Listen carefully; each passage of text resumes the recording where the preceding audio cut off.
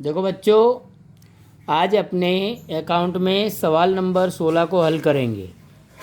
आप लोगों ने कल 15वां सवाल हल किया होगा। आज अपने 16वां सवाल। नीला और शीला पूंजी के प्रमाण में लाभानी बांटने वाले एक पेड़ी के साझेदार है। निम्नलिखित सकल तलपट और समायोजन पर से पेड़ी का वार्षिक हिसाब तैयार करेंगे। सबसे पहले समायोजनों की टिक करेंगे। अंतिम स्टॉक 1,10,000 जिसकी बाजार कीमत 20% अधिक है, उसको तो अलग से बताएंगे। साझेदारों की पूंजी पर ब्याज, तो पूंजी पे अपने टिक करेंगे।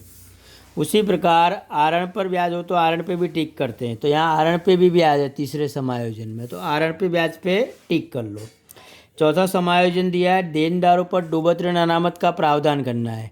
अब यहाँ बच्चों देनदार दिया है व्यापारी और ग्राहक, ग्राहक यानी देनदार, उस पर टिक कर लो।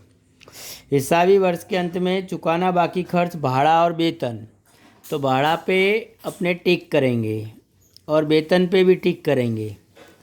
अब भाड़ा यहाँ अपने को मजदूरी एक भाड़ा कर नीचे दिया है, उस पर टिक कर लो। उसके बाद मशीनरी और फर्नीचर पे घिसाई, तो मशीनरी पे और फर्नीचर दोनों पे टिक करो। देखो बच्चों, टिके हो जाने के बाद अपने सकल तलपट के विवरणों को अब एक एक करके दर्शाएंगे।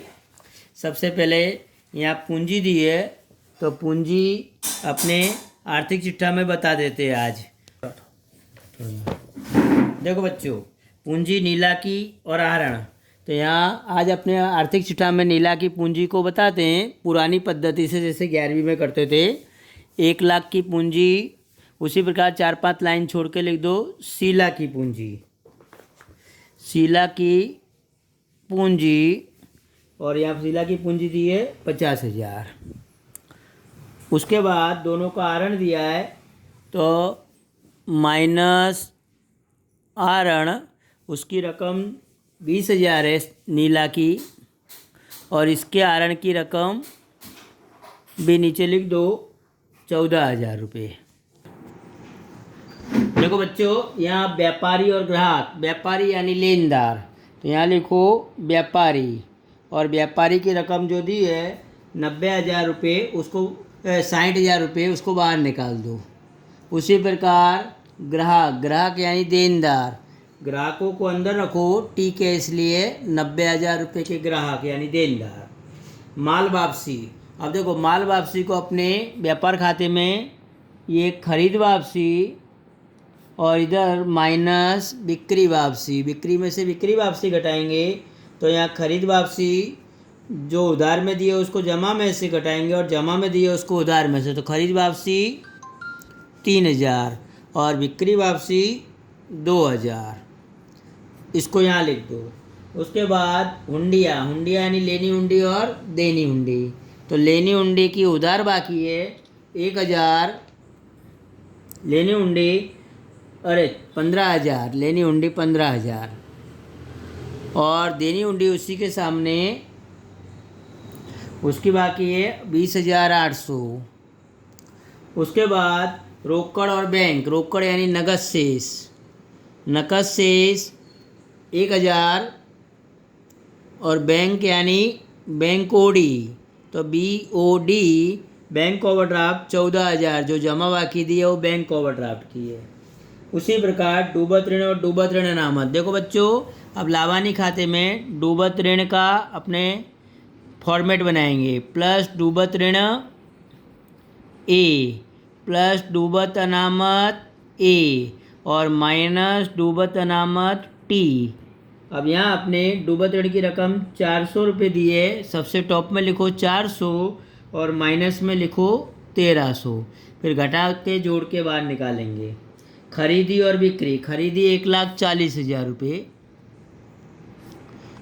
बिक्री यहाँ दी है 2,60,500। अब देखो बच्चों, यहाँ अपने खरीदी में से ये घटा दो तो 1,37,000, और इसमें से घटाओगे तो 2,58,500। उसके बाद मजदूरी, व्यापार खाते में लिखो मजदूरी, और रकम दी है उसकी 35,000, और अदत्त मजदूरी यानी पूंजी दायित्व में चुकाना बाकी मजदूरी या अदत्त मजदूरी, अदत्त मजदूरी को बाहर निकाल दो 2,000 रुपये। उसके बाद मशीनरी संपत्ति ले नाम लिखो, मशीनरी 36,500, उसमें पुरानी मशीनरी की घिसाई जोड़ दो 3,500 और टोटल करके 40,000 रुपये अंदर रखो। उसके बाद फर्नीचर 12,000 रुपये का फर्नीचर को अंदर रखो। समायोजन है प्रारंभिक स्टॉक यानी व्यापार खाते की उधार बाजू, प्रारंभिक स्टॉक 46,100 रुपये को बाहर निकाल दो। उसके बाद पूर्वदत्त बीमा यानी अग्रिम चुकाया बीमा, अग्रिम चुकाया या पूर्वदत्त बीमा, उसकी रकम है 200 रुपये, बाहर निकाल लो। संपत्ति लेना में वेतन यानी लाभानी खाते की उधार बाजू, वेतन 23,000 रुपये अंदर रखो। उसके बाद बीमा प्रीमियम, इसको भी लाभानी में, बीमा प्रीमियम की रकम भी बाहर निकाल दो 2,000।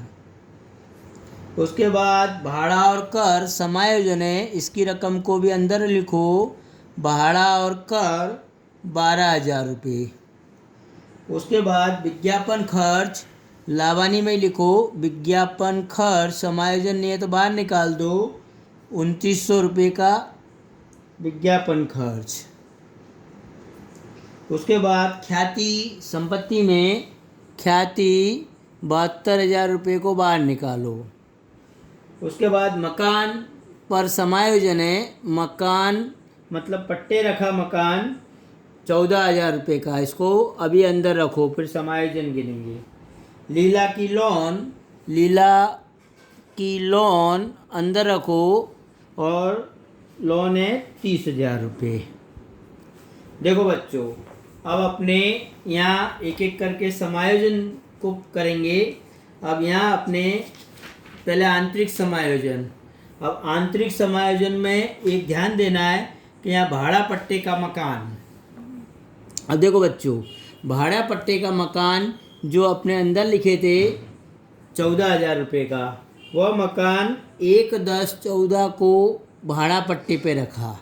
अब 1/10/14 से 31/3/15 6 महीने, फिर 1/4/15 से, इसको मैं आपको गिन के समझाता हूँ। देखो बच्चों, भाड़ा पट्टे का मकान यहाँ अपने ने 1/4/15 को रखा है कि 1/4/14 को, तो 1/4/14 से 31/3/15 तक,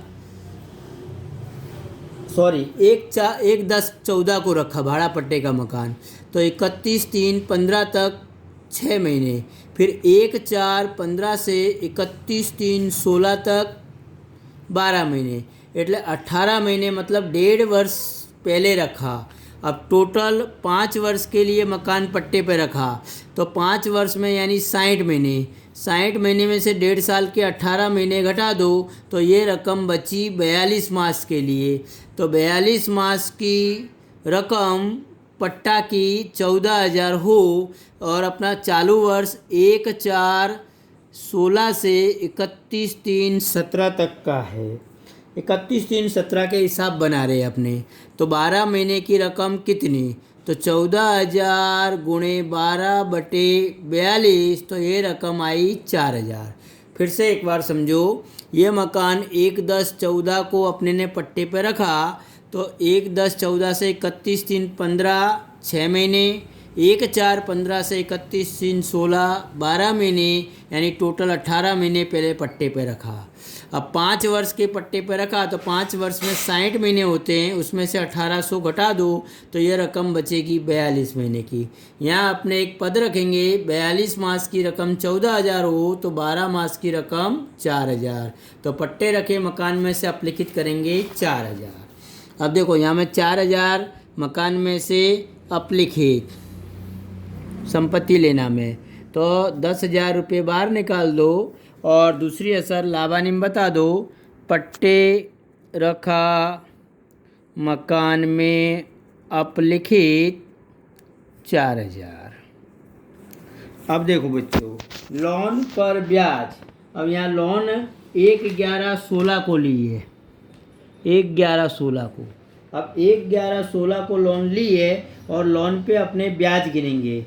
अब देखो बच्चों 8% की लोन है, तो 30,000 पर 8% से ब्याज गिनेंगे 2400 रुपये। परंतु यहाँ अपने एक ध्यान रखना है कि 1/11/16 से, देखो बच्चों अब यहाँ गणना करके मैं तुमको बता देता हूँ कि लोन है 30,000 की, ब्याज का दर 8%, 1/11/16 से 31/3/17 5 महीने का ब्याज, तो 5/12 गुणे 100, 2 जीरो घटा दो। अब यहाँ 4 दूनी 8, 4 तिया 12, अब ये 100 और 100 दूनी 200 और गुणे 5 यानी 1,000 रुपये लोन पे ब्याज आएगा।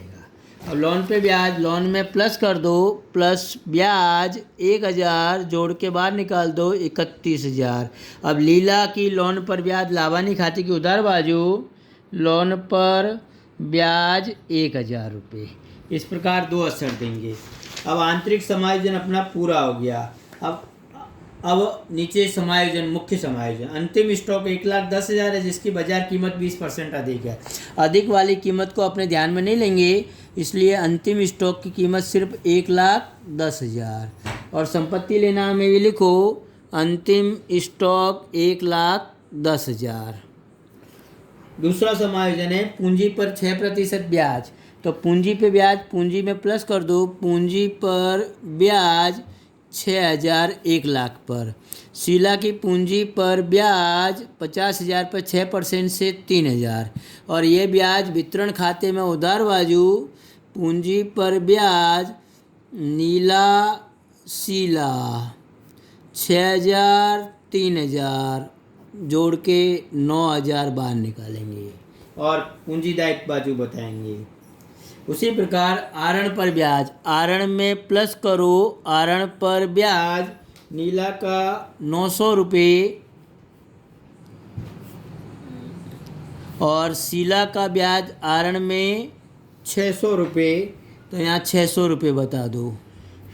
और आरण पर ब्याज वितरण खाते में जमा कर दो, आरण पर ब्याज नीला शीला 900 600 1,500 रुपये बाहर निकाल दो।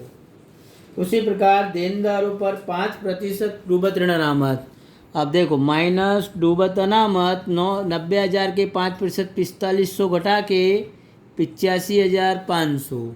और अपने जो फॉर्मेट बनाए लाभानी खाता में उसमें डूबत ऋण डैश 4,500, टोटल यहाँ 49,000 में से 1,300 घटा के बाहर निकाल दो 3,600 रुपये।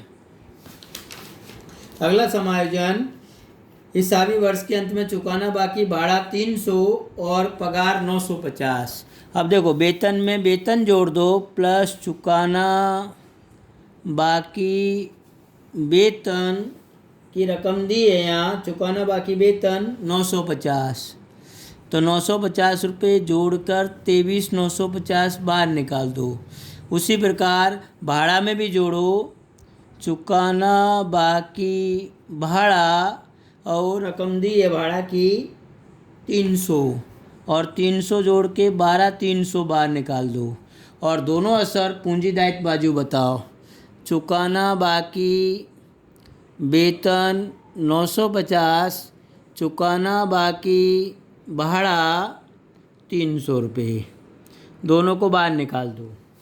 उसके बाद लास्ट समायोजन मशीनरी पर घिसाई, फर्नीचर पर घिसाई। मशीनरी पर घिसाई 10% के हिसाब से 4,000 40,000 पर घटा के 36,000 बाहर निकाल दो। उसी प्रकार फर्नीचर पर घिसाई 5% के हिसाब से 600 यानी 11,400 बाहर निकाल दो। और दोनों असर लाभानी खाते की उधार बाजू बताओ। मशीनरी पर घिसाई 4,000, फर्नीचर पर घिसाई 600 रुपये। सवाल यहाँ बच्चों पूरा होता है। अब अपने टोटल करेंगे। देखो अब व्यापार खाते की जमा बाजू का टोटल हुआ 3,68,500। यहाँ भी लिखो 3,68,500। उसमें से 3 रकम का टोटल घटाने पर 1,50,400 सकल लाभ। इस लाभ को अपने लाभानी खाते ले आओ। लाभानी खाते में जमा बाजू 1,50,400, नीचे भी लिखो 1,50,400, यहाँ भी लिखो 1,50,400। उधार बाजू की रकम घटाने पर अंतर की रकम आएगी 96,050, 96,050 रुपये। ये लिख दो शुद्ध लाभ। इस शुद्ध लाभ को अपने लाभानी वितरण खाते ले आओ। शुद्ध लाभ 96,050। अब यहाँ 1,500 रुपये जोड़ने पर 97,550। यहाँ भी लिखो 97,550। उसमें से 9,000 घटाने पर 88,550 वितरण पात्र लाभ।